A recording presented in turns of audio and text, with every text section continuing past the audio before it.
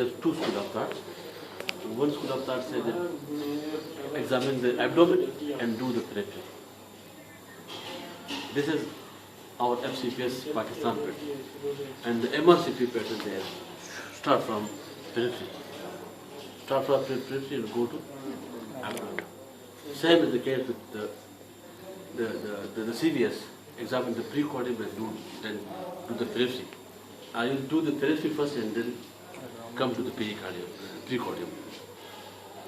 Okay? So we will do the abdominal examination first, then we will do the periphery. Before starting abdominal examination and GIT examination, I would like to tell you about the bedside ethics and bedside techniques. It's very important for you, for each and every professional person. If you don't know ethics, so you are not, you have no power to check the patient, to come to the patient. Because you have to observe and you have to practice the ethics. There must be some appreciable difference between you and other people. Other people mean like male nurse and female nurse and paramedic. So it should be visibly, there should be visible difference. How? By handling the patient, by talking to the patient. It should be all polished, should be all under the ethics. If you follow the ethics, you learn the ethics and you practice your ethics, so it will help you in history-taking and examination. Remember this thing, that your history is very important. Up to 60% diagnosis you can make from history. History is basically its foundation. If your foundation is weak, you can't build upon a weak foundation. So your foundation should be strong. And most of the students, they have very weak history. Previous batch, बहुत very मैं लांकेस ले रहा था 4-5-6 बरसों से पहले दिए, कोई स्टफ उसमें होता ही नहीं है. There is no stuff in history. History से कुछ extract करोगे फिर इससे, तो then you will, वो आपका बेस बनेगा डायग्नोसिस. ठीक है? अगर आप इसका MRI करो, MRI होल एब्डोमेन करो, पेट स्कैन भी करो, ठीक है, आपने बेसिक चीज़ नहीं पूछी होती है, तो आपसे जो पूछा जाएगा वो बेसिक चीज़ें पूछती हैं. आप इसका DRE नहीं करते हो और इसको फ्लोरोस्कोपी करते हो, इसके पेट स्कैन करते हो, DRE नहीं किया, तो आपकी पकड़ जो होगी वो DRE पे होगी, MRI पेट स्कैन पे नहीं होगा, इसके CT टेस्ट पे नहीं होगा. अगर आप CT टेस्ट करो, वो इसका स्पिरिटी रेट काउंट ना करो. स्पिरिटी रेट आपने काउंट किया नहीं है और आप ऊपर से देखे CT टेस्ट की बात है, तो it's criminal. So one should not miss the basics. There's some basic physiology, some things which will not give you a diagnosis, but it will tell you about the physiology. And you should know the physiology of a person. When you are treating a person, while you are treating a person, he or she came to you for treatment, so you must know about his physiology as well. You don't know physiology, so you can't treat the patient. So coming to the subject, before coming to the subject, I would like to do that. Always don't be casual, always be formal with the patient and come to the patient on right side always. Introduce yourself and ask to the patient. Give information to the patient that what you are doing. Introduce yourself and give information. Formally inform your patient that I am going to examine you, I am going to do a procedure on you, and he become cooperative with you. How? You just give impression that you are not in a hurry, you are equal to him, set equal to the patient. And give impression that I am interested in your diagnosis.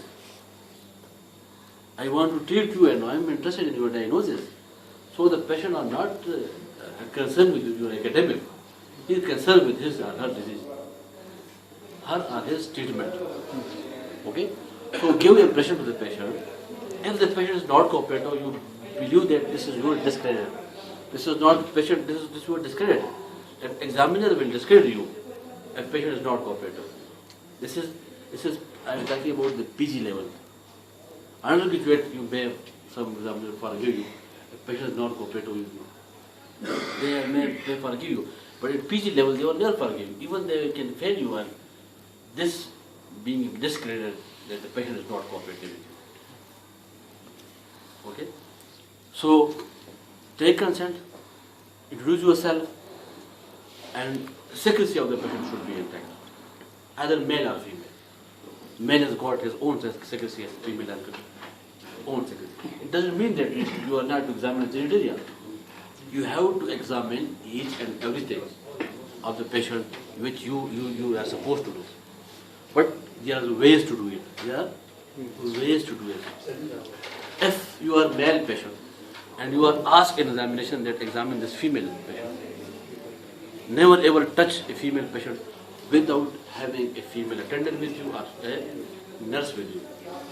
If you are asked in examination, ask straight away after the examination that I would like to have attendant, female attendant or nurse, and properly screen your patient.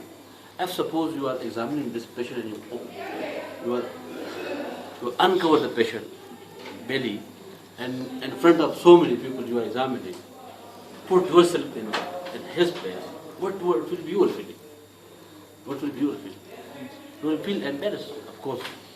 So make the patient easy position, and secrecy of the patient should be not compromised.